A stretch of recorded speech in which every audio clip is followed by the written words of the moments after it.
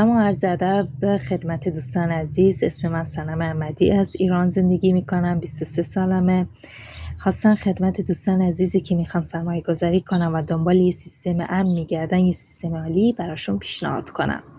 من در این مدت دنبال یه سیستم واقعی سرمایه گذاری بودم و در مورد خیلی از سیستم ها تحقیق کردم و بینشون دقیق ترین و قابل اعتماد ترینی که رسیدم زینوس بود.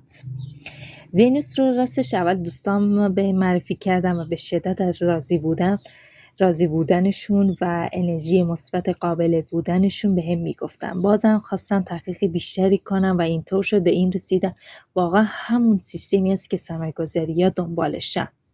هر سیستمی به امن بودنش میارزه و این سیستم به امن بودنش و قابل اعتماد بودنش و پر سود بودنش همش میرسیدم و کلا به امینش هم معروفه. دوستانی که دنبال یه سیستم عالی سرمایه‌گذاری امن میگردن پیشنهاد میکنم حتما در سیستم زینوس سرمایه گذاری کنم. در مدت خیلی کمی این سیستم فعال شده و در این مدت کم به شدت رونق شده به خاطر سودش و قابل اعتماد بودنش. من $750 سرمایه گذاری کردم. میخوام در آینده بیشتر سرمایه گذاری کنم و از سیستم زینوس خیلی هم ممنونم. هرچین سیستم عالی برای ما سرمایه گذاری درست کرده.